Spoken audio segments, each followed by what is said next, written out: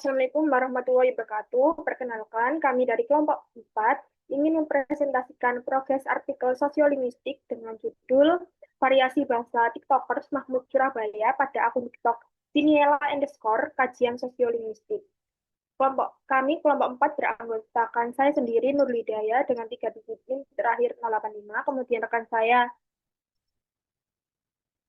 Dani Savisa Eka Putri dengan 3 digit NIM terakhir 089, kemudian Salsa Nabila Yusuf 095, dan Afifa Indah Cahayani 100.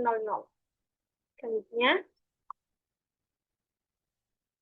terdapat latar belakang yaitu perkembangan media sosial, khususnya TikTok, telah mengubah cara kita berkomunikasi menjadi lebih fleksibel, santai, dan ekspresif. Orang bebas menggunakan bahasa sesuai gaya mereka, bahkan menciptakan istilah atau cara bicara baru. Fenomena ini kemudian melahirkan berbagai variasi bahasa kreatif di ruang digital.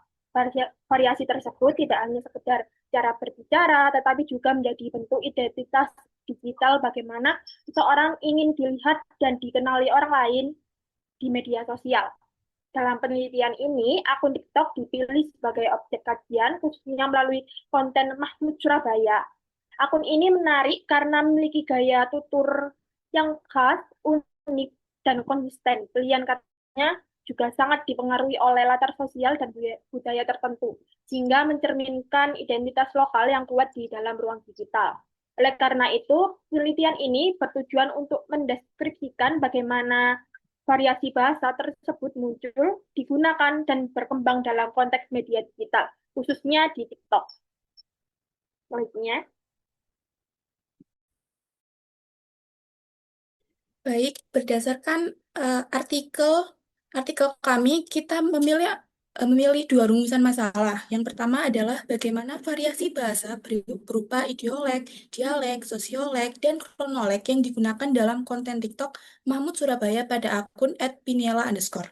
Yang kedua, bagaimana karakteristik penggunaan variasi bahasa tersebut dalam konteks komunikasi digital pada media sosial TikTok.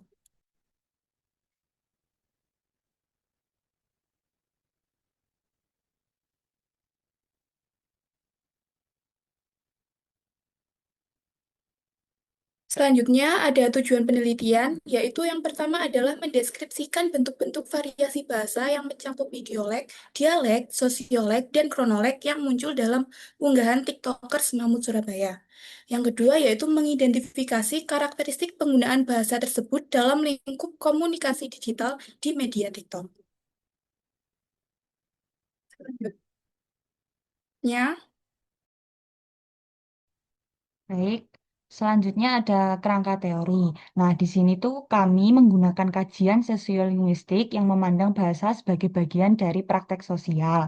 Nah, menurut Hair pada tahun 2014, variasi bahasa muncul karena perbedaan penutur dan fungsi bahasa. Penelitian kami ini berfokus pada variasi bahasa yang digunakan oleh TikTokers Mahmud Surabaya dalam akun TikTok @piniela_ yang menunjukkan ciri bahasa digital, lokalitas Surabaya serta gaya komunikasi media sosial. Adapun kategori variasi bahasa yang digunakan sebagai landasan analisis kami ada 4. Yang pertama itu ada idiolek, yakni ciri khas bahasa individu. Nah, eh, dalam penelitian kami ini tuh idiolek terlihat dari gaya khas Mahmud Surabaya dalam pemilihan kata, intonasi, serta ekspresi humor yang unik dan konsisten di setiap kontennya. Yang kedua itu ada dialek, yakni variasi berdasarkan wilayah.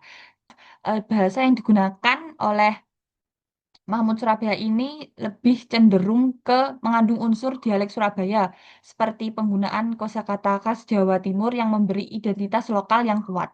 Lalu untuk sosiolek ini variasi berdasarkan kelompok sosial. Di sini tuh sosiolek itu dalam konteks TikTok, bahasa yang digunakan mencerminkan gaya bahasa anak muda dan komunitas pengguna media sosial yang cenderung santai, ekspresif, dan komunikatif. Dan yang terakhir itu ada kronolog, yakni variasi berdasarkan dimensi waktu. Di sini tuh bahasa dalam konten TikTok menunjukkan penggunaan bahasa kekinian atau bahasa gaul yang sedang tren, seperti singkatan, istilah viral, dan campuran bahasa Indonesia dengan bahasa asing. Selanjutnya.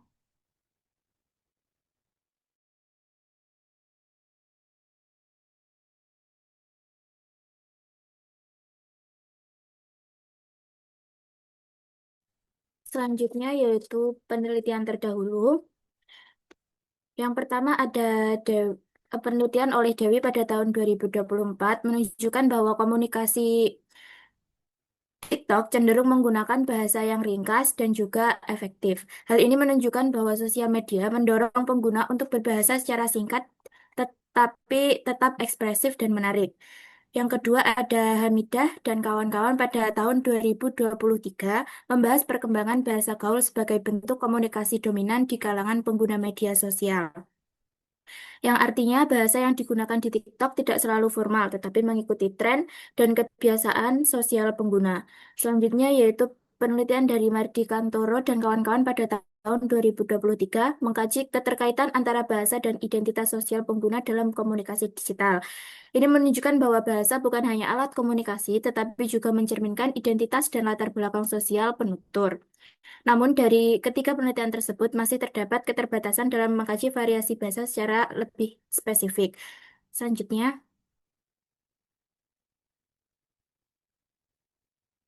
yaitu kebaruan penelitian. Yang pertama,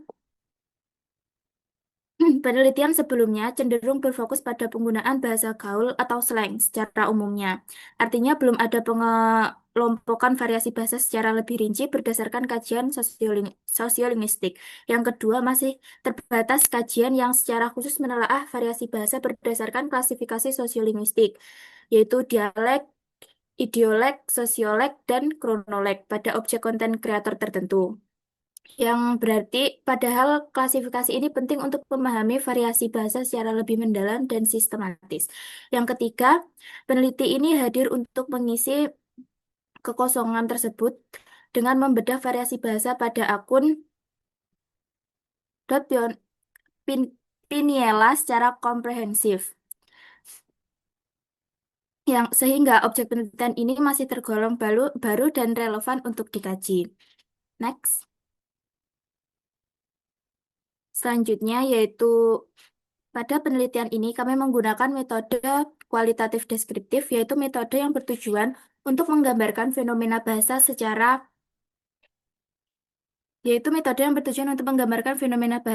sistematis. Artinya, penelitian ini tidak menggunakan angka atau statistik, tetapi lebih fokus pada pemaknaan dan penjelasan data bahasa yang ditemukan.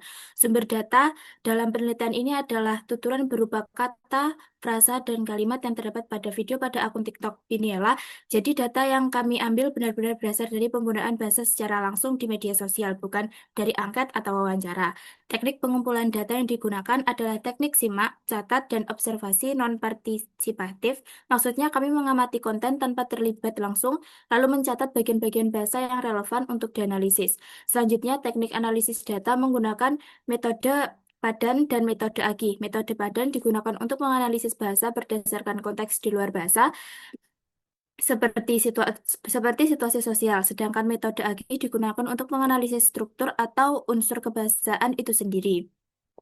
Dengan metode ini, diharapkan analisis yang dilakukan dapat menggambarkan variasi bahasa secara mendalam dan sesuai dengan konteks penggunaan di media sosial. Selanjutnya, Progres penelitian ini ada dua kendala yang kami alami. Yang pertama ada kesulitan dalam mentranskripsi data karena audio video TikTok sering tertutup musik atau efek suara. Nah, untuk mengatasinya, kami melakukan pemutaran ulang dan menggunakan aplikasi untuk menjadikan audio. Yang kendala kedua ada kesulitan dalam mengklasifikasikan data ke dalam kategori kronolog karena keterbatasan referensi tren bahasa digital yang berubah sangat cepat. Nah, untuk mengatasinya, kami ini melakukan studi literatur tambahan dari jurnal terbaru seperti tahun 2024 sampai 2025 dan mengobservasi tren komentar audiens untuk mendukung validasi penggunaan istilah. Baik, sekian presentasi progres artikel dari kelompok 4. Kami izin pamit. Terima kasih. Wassalamualaikum warahmatullahi wabarakatuh.